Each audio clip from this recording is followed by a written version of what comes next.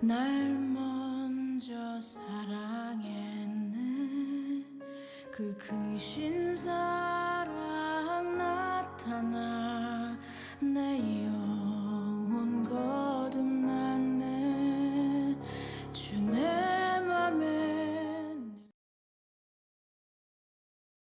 제가 25년 전에 소망교회에서 목회하고 있을 때입니다. 그때 언젠가 한번 특별한 경험이 있었습니다. 어떤 가정에 다정하게 잘 살아왔지만은 무엇인가 좀 부부 사이가 잘못돼 가지고 부부 싸움이 극해졌습니다. 이제는 헤어질 수밖에 없다. 그래서 싸우다가 그래도 문제가 되는 것은 아이가 둘이 있잖아요. 이 아이 때문에 마음대로 헤어질 수도 없는 그런 상황에서 아주 심하게 다투다가 한 사람이 제안을 했습니다. 목사님한테 가서 재판을 받자. 그래서 이 두 분이 제 사무실에 왔어요. 와서 내 앞에서 30분 동안을 또 내 앞에서 부부 싸움을 합니다. 여러분, 싸움할 때 상대방 칭찬하는 거 보았어요? 싸움할 때는 상대방 나쁜 점만 얘기하는 거예요.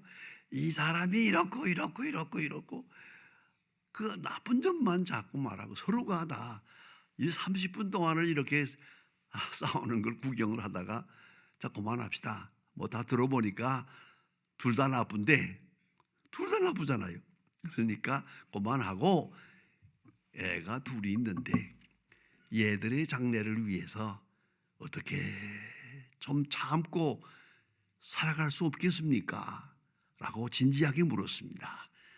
그랬더니 그 부인이 하는 말입니다. 있지요. 무사히 살 수 있는 비결이 있습니다.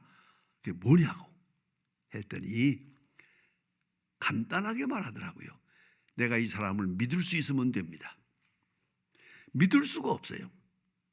무슨 말을 해도 믿을 수 없고 무슨 약속을 해도 믿을 수 없고 무슨 맹세를 해도 믿을 수가 없어요. 이제는 사랑한다는 말도 믿을 수 없고요. 할 수 있다 할 수 없다 할 것 없어요. 다 믿음의 부도가 나버렸기 때문에 이제 살 수가 없습니다. 정말 진지하게 제 마음을 파고들었습니다. 그렇습니다. 사람이 생각할 때는 건강이 중요하죠, 돈이 중요하죠, 뭐 사업이 중요하죠.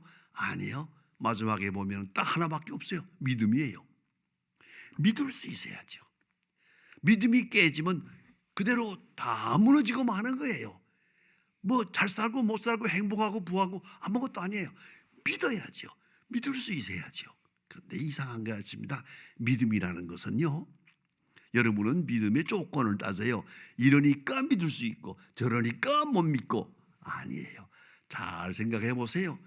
믿음의 이유 없어요. 믿는 자는 몽땅 믿어요. 의심하는 자는 몽땅 의심해요. 도리가 없어요. 여러분 아침 식사를 하십니까? 손을 들고 생각해 보세요. 이 음식 먹어도 되겠어요? 그거 믿을 수 있어요? 요새 같은 때 이 음식을 마음대로 먹을 수 있는 거냐고요. 믿고 먹는 거죠. 믿음이에요. 이거 한 끼의 식사도 이거 믿음입니다. 알고 보면은요. 여러분 더구나 결혼이라는 건 뭐예요? 트러스트예요. 트러스트. 자본 중에 제일 큰 건 믿음밖에 없어요. 신뢰라고요. 이 사람에게 몽땅 맡긴 거 아니에요? 운명을 맡긴 거예요. 이게 보통 문제입니까? 다시 말하면 사랑으로 시작하는 게 아니에요. 믿음으로 시작하는 거예요. 사랑을 믿은 거죠. 이 사람이 사랑합니다. 그걸 믿은 거예요. 그러니까 신뢰가 모든 것의 근본이라는 걸 잊지 말아야 돼요. 어떤 목사님 아들이 아주 좀 잘못돼가지고 탈선했어요. 요새 말로 가출을 했어요. 3개월 동안을 가출해가지고 나름대로 친구의 집에 뭐 어디로 다니면서 이렇게 3개월 동안 다니다가 갈 데가 없었대요. 마지막에 보따리를 들고 다시 집에 돌아왔어요. 그래서 용서를 빌면서 들어왔죠. 들어왔어요. 그때 그 아들은 무슨 생각했겠어요? 아버지가 무슨 말 할라나, 어머니가 날들어 뭐라고 할라나 걱정을 하면서 왔어요. 그 아버지는 아무 말도 안 했어요. 나는 너를 믿는다. 밥 먹어. 딱 한마디요. 너를 믿는다. 그 한마디에 뒤에 하는 말입니다.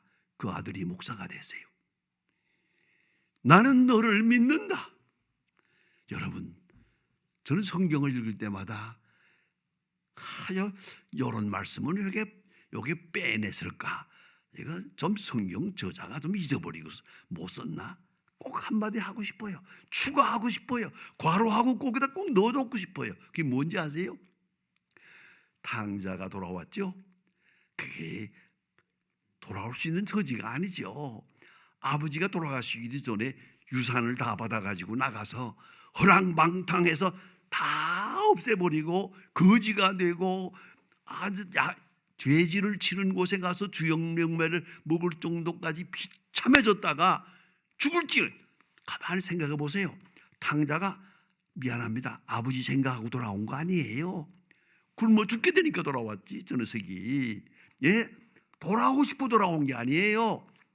죽을 지경이 되니까 우리 아버지 집에는 먹을 것이 많은데 하고 기어 들어온 거 아닙니까? 들어오면서 하는 말이 뭡니까? 아버지와 하늘에 내가 죄를 지었으니 나를 아들이라 부르지 마시고 모슴꾼의 하나로 보내서 저 뒤에서 양을 치면서 밥이나 얻어 먹고 살게 해주세요. 그런 얘기 아닙니까? 그런데 이상하게도 아버지는 아무 말이 없어요. 내 아들이 죽었다 살았고 잃었다 얻었노라. 소를 잡아라. 반지를 끼워라. 옷을 입혀라. 신을 신겨라. 잔치하자. 나는 즐겁다. 내 아들이 돌아왔다. 이렇게 좋아하고 있잖아요. 그런데 이 아버지가 하나 빠뜨린 게 하나 있어요. 내가 생각할 때는 그 아들에게 뭐라고 한마디 해야지. 아들에게 왜 한마디도 말이 없어요. 아들에게 그 말을 내가 괄호하고 추서 놓아가세요. 뭐라고 했을 것 같아요? 나는 너를 믿는다. 그 한마디가 있어야지. 어떻게 그렇게 아버지가 한마디도 없습니까? 사실은 말 없는 그 아버지가 더 마음에 들어. 말할 건 뭐 있어요? 다 아는데 말할 필요가 없잖아요. 나는 너를 믿는다. 그거예요. 그게 바로 사랑이에요. 그런데 이 믿음이라는 건 이거 하나님의 선물이에요. 이상하게 믿어질 때는 다 믿어져요. 몽땅 믿어져요. 이상한 것까지 다 믿어져요. 의심이 생기기 시작하면 믿음이 없어요. 요래서 의심이냐고, 요래서 의심스럽고 가만히 의심이 들어오기 시작하고요. 되면요 아무것도 믿을 수 없어요. 아무것도 믿을 수가 없어요. 거기 우리나라에 수저가 있잖아요. 수저 중에 그 은수저라는 게 있죠. 그 귀한 물건이라고 하는데 그 은수저의 유래가 마음에 안 들어서 저는 은수저를 좋아 안 해요. 은수저라고 쓰다. 아니 은수저 치워버려라. 나는 보통 저 소수저가 좋아해. 은수저라는 게 뭐냐? 자, 왕에게 음식을 대접했어요. 왕이 이걸 먹어야 하는데 이렇게 독이 있는지 모르는지 모르겠다.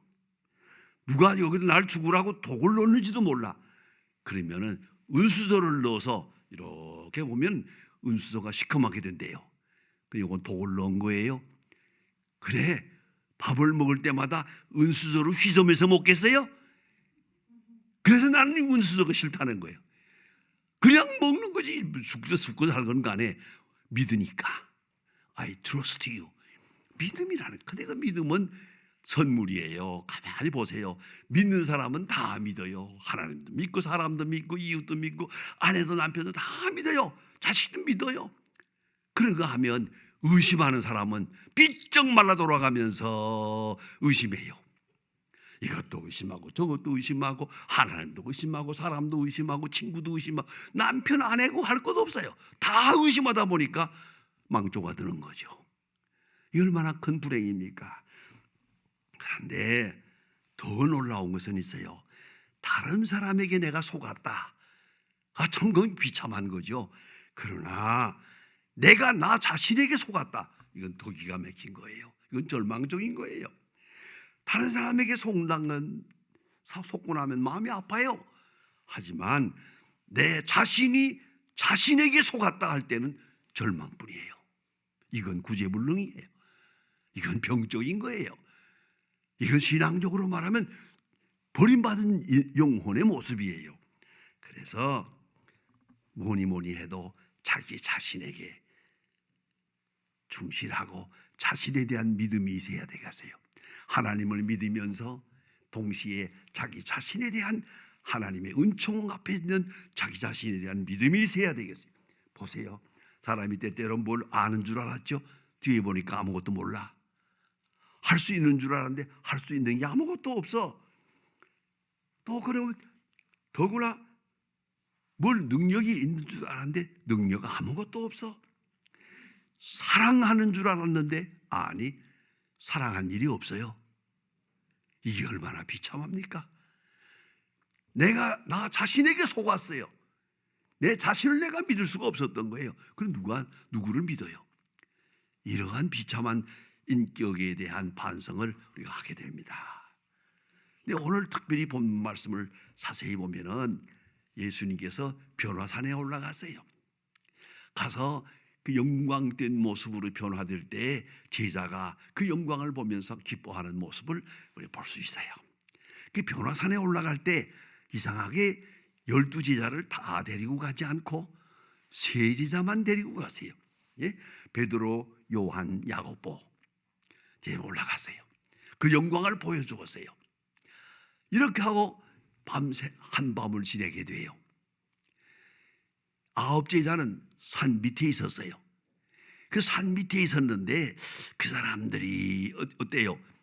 기도했을 것 같아요? 내가 할 때는 기도 안 했을 것 같아요.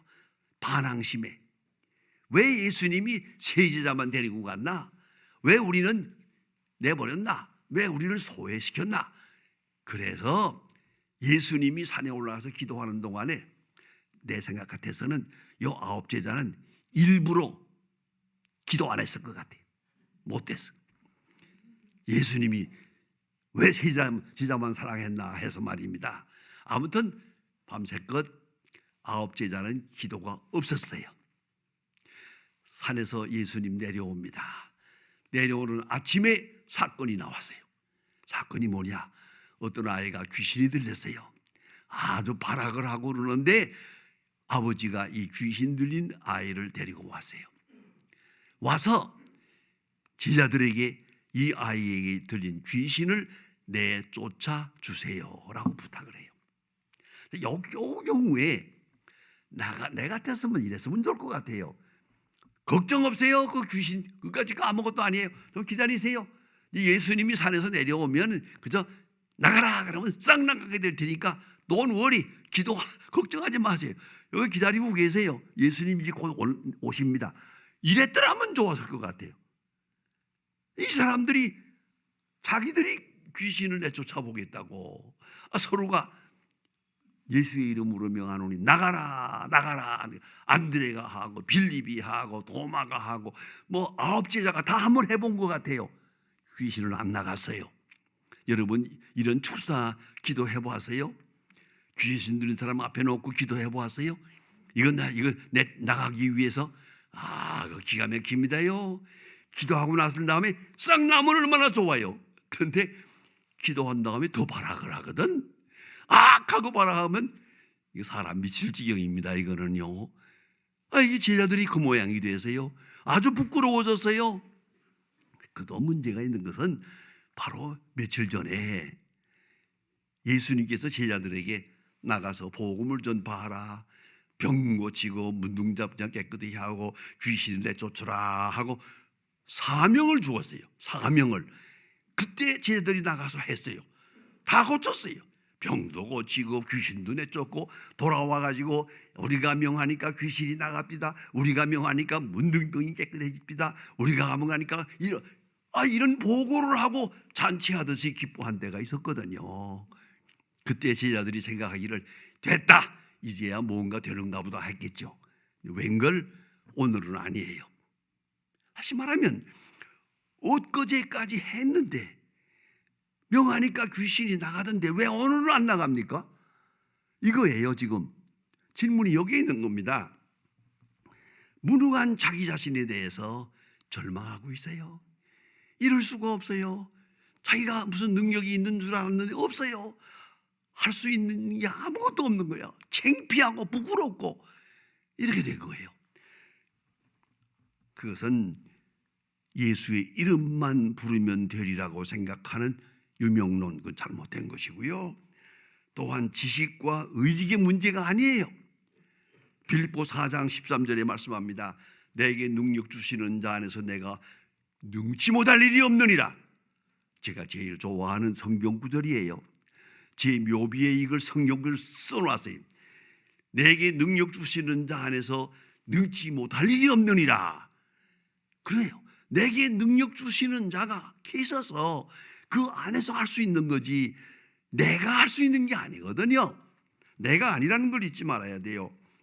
고린도전서 4장 20절에 말합니다. 하나님의 나라는 말에 있지 아니하고 능력에 있다. 그렇습니다. 얼마나 성경을 많이 보았느냐? 아니에요. 얼마나 교회에 오래 다녔느냐가 아니에요. 능력이에요. 악마를 이기는 능력, 불신앙을 물리치는 능력, 죄악을 이기고 유혹을 이기는 능력, 그것이 바로 믿음이에요. 하나님이 주시는 거거든요. 그러니까 며칠 전에 할 수 있었다 할 때 그래 자기가 존재론적으로 내가 이제부터는 귀신을 내쫓을 수 있는 능력을 가진 자로, 그런 존재로 착각을 했어요. 아니요. 그건 하나님이 주시는 것이고 나는 여전히 나예요. 나는 부족하고 나는 죄인이고 나는 허물도 있고 나는 약해요. 하나님이 능력 주시는 안에서 하나님의 능력을 받을 때만 가능한 거예요. 그걸 잊었단 말입니다. 자기의 무능을 모르고 섣불리 떠들었다가 큰 망신을 했습니다. 이제 제자들이 예수님 부끄러워서 예수님 앞에 나왔어요. 예수님, 그 과로하고 집어넣을 만큼 마음이세요? 며칠 전에는 했는데, 며칠 전에는 우리가 명합니까? 귀신이 나가던데 왜 오늘은 귀신이 나가주질 않습니까? 라고 물어요. 예수님이 대답하십니다. 아주 간단한 대답입니다. 기도 외에는 이런 능력이 나갈 수 없느니라. 기도 안 했기 때문이다. 그전에는 기도했기 때문이고 오늘은 기도 안 했기 때문이다. 내가 아무리 큰 일을 할 수 있고 능력이 있고 힘이 있고 사랑이 있고 믿음이 아니야. 기도가 멎으면 능력도 멎는 거야. 기도가 끝나면 능력이 끝난 거예요. 그걸 잊어서는 안 돼. 그래서 내가 기도 외에는 이런 능력이 나갈 수 없느니라 라고 예수님이 말씀하십니다. 기도 중에 우리는 자기 자신을 압니다. 기도 중에 믿음을 얻습니다. 기도하면 믿음이 생깁니다. 기도를 게을리하면 믿음이 사라집니다. 이걸 잊지 말아야 됩니다. 여러분 사랑하고 있어요? 기도하면 사랑하는 능력이 생깁니다. 원수도 사랑할 수 있습니다. 그러나 기도를 게을리하면 어느 순간에 사랑은 사라집니다. 모든 사람이 다 무서운 사람으로 보입니다. 오직 기도에서 능력을 얻어야 사랑하고 사랑받고 하나님의 사랑에 충만한 그런 생을 살아갈 수가 있는 것이란 말입니다. 저 방배동에 그 개척교회를 하는 제 제자 목사가 하나 있어요. 몇 년 전에 된 일인데 밤중에 밤 1시에 전화가 왔어요. 내게. 왜 그러냐고 그러니까 목사님 큰일 났습니다. 아무리 생각해도 도리가 없는데 목사님 좀 방법을 내주세요. 뭐냐 그러니까 지난 주일날 그 개척교회 이렇게 한 조그마한 100명 되는 교회인데 개척교회를 하고 있었는데 교인이 한 100명 모이는데 지금처럼 이렇게 모이는데 그 예배 시간에 예배 드리는 동안에 한가운데 앉은 아주머니 하나가 벌떡 일어나더니 이 귀신 들린 여자예요. 삑삑삑삑 소리를 내는 거예요. 귀신 들렸구나. 이걸 알았는데 어떻게 하면 좋을까? 그때 시험에 들었어요. 이 시간에 교인들 다 보는 데서 저 귀신만 내쫓으면, 축사하면은, 그리고 깨끗해지면은 이 교회는 부흥될 거다. 그렇잖아요. 능력이 있는 종이라고. 그런 욕심이 생겨가지고 예배 설교하다 말고 척척 물려가지고 교인들 가운데 들어가가지고서 나사렛 예수의 이름으로 명하노니 나가라 그랬대요. 그랬더니요 소리를 더 크게 지르더래요. 빽 소리 지르더니요 목사님 넥타이를 잡아당기더래요. 이런 망신을 했어요. 이거야말로 국제적인 망신이지. 읽고 나니까 목사님이 그만 키가 차서 참다 못해서 밤 1시에 나갔는데 전화를 걸었어요. 어떻게 하면 좋겠습니까? 내가 이 사람아, 당신은 처음부터 잘못한 거야. 어떻게 섣불리 그런 짓을 했는가? 귀신도 못 알아보는 목사 그 두어서 뭐래? 사표내 그랬지요. 했더니 아닌데요. 그래서 그러면 나 하라는 대로 해라. 이제부터 기도 안 하고 했으니까 그것까지 회개해야 돼 하고서 사흘 동안 금식 기도를 해라.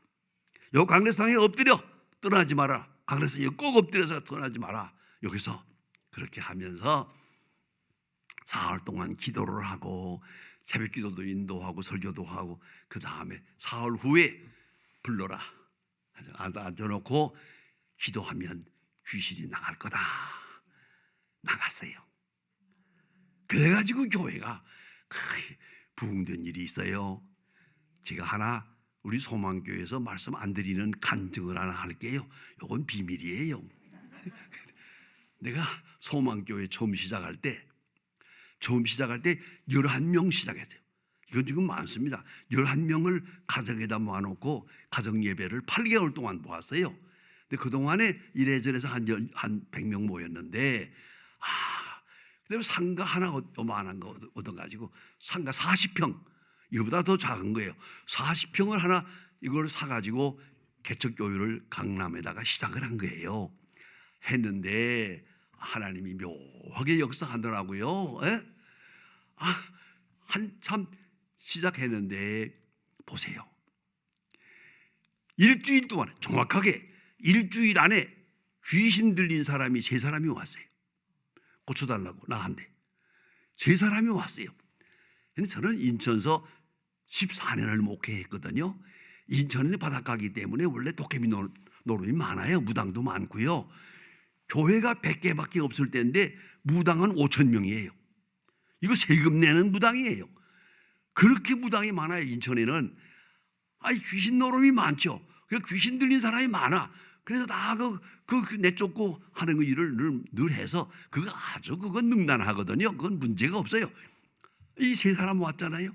그래서 오라고, 걱정하지 말라고, 단 새벽기도 데리고 나오라고. 여기 갖다 앉혀놓고 예배 드린 다음에 여기 갖다가 십자가 앞에다 갖다 무릎을 딱 꿇게 하고 손을 대고 기도해. 한 5분 동안 내일 또 오라고. 한 번 또 2번만 하면 다 깨끗해져요. 그래가지고 그때요 어린애가 2이나 있는 여집사님 한 사람이 그랬고요. 그 다음에 이화대학 영문과 3학년 예쁜 아가씨예요. 이 귀신 들렸어요. 3학년 이거 고쳤고요. 그 다음에 한 60세 난 남자인데 그 귀신 내줬어요. 이 소문이 났어요. 이번에 오신 목사님은 박사요, 교수요, 목사요, 아니야, 능력의 사람이다. 소문이 쫙 나니까요. 놀라지 마세요. 그 후에요 3년 안에 교인이 2,000명이 됐어요. 그래서 소망교회를 세운 거예요. 당장 2번 세운 거 아니야. 한 번 당장 헌금해가지고 그 소망교회를 세우게 되고 오늘의 저는 3만 명 되는 교회가 됐거든요. 그 근본이 어디에 있느냐? 귀신 내쫓는 거 보고요. 귀신 내쫓는 능력이 있어야 돼요. 이게 있어야 돼요. 그런데 그건 언제지 있느냐? 기도 외에는 없다. 기도 외에는 없어요. 잘 하다가도 안 돼. 기도 끝나면 안 돼. 기도로 쉬면 안 돼. 기도 외에는 이 능력이 나갈 수 없다. 예수님이 말씀하셨어요. 그걸 알아야 합니다. 그래서 마틴 루터는 아침마다 기도했어요. 아침에 일어나자마자 하나님 앞에 간절히 기도했어요. 2시간 동안. 그의 기록에 이런 말이 있는 걸 보고 부끄럽게 생각합니다. 나는 아침에 2시간을 기도하지 않으면 그날은 마귀가 이긴다. 이거 뭔지 아십니까? 낙심하게 돼요. 미워하게 돼요. 증오하게 돼요. 낙심하게 돼요. 2시간을 기도하지 않으면 그날은 마귀가 이긴다. 이게 마틴 루터의 말이에요. 여러분 열심히 기도해야 돼요. 쉬지 말고 기도해야 돼요. 사건마다 기도해야 돼요. 아침에 기도하고 저녁에 기도하고 사람을 만날 때 기도하고 말할 때 기도하고 결제할 때 기도하고 운전할 때 기도하고 항상 기도가 함께 가야 되는 걸 알아야 돼요. 그러니까 여기 보니 예수님이 간단하게 대답하세요. 기도 외에는 이런 능력이 나갈 수 없느니라. 끝. 기도 외에는 나를 이길 수가 없어요. 내 의심을 물리칠 수가 없어요. 내 나약함을 이길 수가 없어요. 내 비굴함을 이길 수가 없어요. 여러분 잊지 말아야 합니다. 기도 외에는 이런 일은 없다. 오직 하나의 비결이 있어요. 기도는 뭡니까? 하나님을 만나는 거예요. 하나님 사랑을 확인하는 거예요. 하나님의 말씀에 귀를 기울이는 거예요. 그리고 하나님의 말씀에 순종하는 것이에요. 그리고 하나님이 하시는 거룩한 역사에 감사하는 것이 그게 기도예요. 그 순간 문이 확 열리는 거예요. 능력의 사람이 될 수 있어요. 이제는 원수도 사랑할 수 있고 모든 것을 긍정적으로 볼 수 있고 모든 것을 통해서 하나님의 영광을 찬양할 수 있게 되는 것입니다. 기도하십니다. 하나님 아버지, 오늘도 주의 인도하심 받아 성전에 모여 주의 말씀을 상고하며 우리의 믿음을 다시 한번 재점검하게 해 주시오니 감사합니다. 믿음 위에 믿음을 도와사 능력 있는 믿음이 되게 하시고 권세 있는 믿음이 되게 하소서. 모든 사람을 사랑하고 모든 사람을 용서하고 모든 일에서 낙심하지 않고 늘 소망 중에 즐거워하며 주의 영광을 드러낼 수 있는 하나님의 사람들로, 권세 있는 믿음의 사람들로 살게 하여 주시옵소서. 예수님의 이름으로 기도합니다. 아멘.